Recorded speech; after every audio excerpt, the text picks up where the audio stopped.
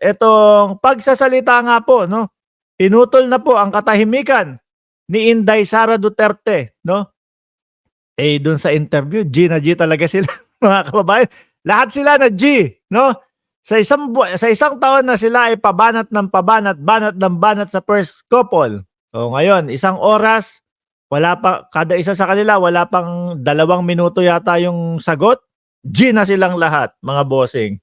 Sabi pa ni Harry Roque, eh, kayo lang ang dapat rumespeto sa ano, sa Vice President. Nako po, Lord. Pati si Trixie, nagsalita na rin about kay FL, yung tunay daw na ugali, sabi ni Ma'am Yoli Binoya. Okay. Pero, bago natin dumiretso doon, mga kababayan, nako, malamang sa alamang, eto na naman si Roque. Ay, Roque! Diyos ko, Lord. Tsaka po ang mga DDS. Malamang po sa alamang, mga kababayan, kasi di ba nung isang araw, no, ay na-vlog po natin na ang unang couple o first couple, mga kababayan, anniversary po nila. 31st anniversary si Roque. Hindi mo alam kung inggit lang no? Pwedeng pumikit naman, Roque, no? Malamang sa alamang po, ayan, Jollibee ang kanilang kinain. Alam nyo po, sa tingin nyo, ano sasabihin ng mga DDS dito, mga kababayan? Sa anniversary, tapos yan lang ang kinakain, Jollibee lang? Ay, Diyos ko, bakit naman ganyan? Pakitang tao lang yan. Uunahan ko na yung mga DDS. Ganyan po ang mga sasabihin niyan, mga kababayan. Especially, no, si Harry Roque, mga bossing. Especially si Harry Roque. Oh. Ako naman po, mga kababayan. Kasi kami dito, especially dito sa kinaroroonan natin, mga bossing, no? Kumbaga mga bossing is ayan, kanina ang pagkain ko, yung steak. O yan, ito katunayan, na steak talaga. O nasa tabi ko pa yung steak sauce. Kasi nandito ako nagbablog. Hindi ko pa naayos pa din yung ano natin, yung studio, no? Ang ganda nito kapag naayos. Kumbaga, natamad pa So, minsan steak, minsan lobster, minsan snapper. So, masasarap na din po yung kinakain araw-araw, mga kababayan. And alam naman po natin, mga bossing, no? Na itong Jollibee po, malamang sa alamang 100%, walang Pilipino na hindi gusto ang Jollibee, mga kababayan. Hindi mo malaman kung ano sasabihin ng DDS dyan. It's either ang cheap naman nila, Jollibee, ganyan yan. Naku po, mga kababayan, kung dito po, no, sa ating kinaroroonan, miss na miss po ng mga tao dito yung Jollibee. At talagang kaya mo namang kainin yan ng araw-araw. Talagang paborito ng ano yan ng mga Pinoy, mga bossing di ba? Kaya ang naiisip ko, sasabihin niya, naku, pakitang tao lang yung mga yan. Pero wag ka, no? Napakasasarap ng mga kinakain. Siguro ang anniversary niyan may isang lechon, may ganito, may ganyan. O sabi ni Ma'am Chris Rose, popular kaya yan dito sa Amerika. Opo, kami kailangan pa namin mag-New York para makakain ng Jollibee. O paminsan sa pag Miami naman, babiyahe kami from Miami, no? Papunta do sa Pembroke para makakain lang ng Jollibee, mga kababayan. Malamang itong si Roque, mga boss chief amo, sir, maiinggit na naman yan. No? Grabe po, mga kababayan, tingnan nyo po kung paano napaka-hipokrito ng first couple. Oh, ganun na sasabihin niya. Ang katotohanan po niyan, baka mamaya nasa likod nila yung masasarap na pagkain. Kasi mga photo ops lang po yan. Mga boss, Jollibee yan. No, walang Pilipino ang tatanggi sa Jollibee, mga kababayan. Walang Pilipino na tatanggi sa Jollibee. Sabi ni Bagong Lipunan, ayan, hi everyone, Manggagamit versus Jollibee. Jollibee versus Tutubi. Ano yun, si Maharlika, yung napakalaki. Bakit? Bagong Lipunan, Kaloy, natanong mo ba kung bakit laging ang salamin ni Maharlika yung parang pantutubi, yung malaki? Natanong mo ba kung bakit? No? Yun lang, hindi ko alam kung bakit ganoon no, mga kababayan. So, wag na po kayong magtaka, mga bossing, no? Na kung ito gagawan din po ng issue ng mga DDS. Kasi po talagang gustong-gusto na nilang mapababa ang ating presidente. Para magbukang genius siya. Ako malabo ang mata, nahihilo ko, sumasakit ang ulo ko 'pag hindi ko na inaisusuot itong salamin, eh. Yung pala para magmukhang genius lang siya. 'Wag na po kayong magtaka mga kababayan, 'no, kung gagawan ng issue ng mga DDS 'to. Eh, ako sabi ko nga sa sarili ko, eh, wala parang okey naman, 'no? Parang okey naman na Jollibee paminsan, oh. Alam niyo po minsan may mga bansa na mas mura pa yung mga mahal na pagkain kaysa po doon sa mga ano, kung ano yung mura sa Pilipinas. Kagaya na lang po ng tuyo. Ayan, naku po, kapagka dito ka nag-ulam ng tuyo, ng daing, ay Diyos ko, may pambili ka.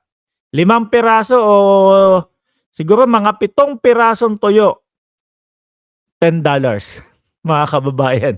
Magkano yung $10? Kasi ₱70 eh, ang kahulugan ng ano, eh, ang equivalent ng pera dito, eh. O $10, ₱700, 7 pirasong tuyo. Oh, sabi ni Happy Life TV, "Sawa na kasi sa magagarbong pagkain 'yan. Siyempre paminsan-minsan masarap kumain ng di pangkaraniwan, saying pagkain, 'no? Sa ating kasing mga middle class, common na ang Chicken Joy. Halos, aaraw-arawin mo 'yan, puwede ano. Pero sa kanila precious 'yan mga kababayan. Sabi ko nga po sa inyo, eh, dito sa ating kinaroroonan mga bossing, ay naku, tuyo, 'yan yung mga ganyan na mismo galing pa ng Pilipinas. Oy Diyos ko Lord!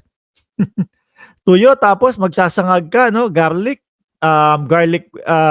rice, and then merong itlog. Ay, tuyo, sinangag, itlog. Tapos ang hilig ko pa po dun mga boss yung ano, yung kamatis na nilaga. Uy, Diyos ko po, 'wag na tayo mag-vlog, kumain na lang kaya tayo ano, mga kababayan. Tapos meron kang side kape, oo, kape na kumbaga ako nakakadalawang baso akong kape, o with suka, ayan.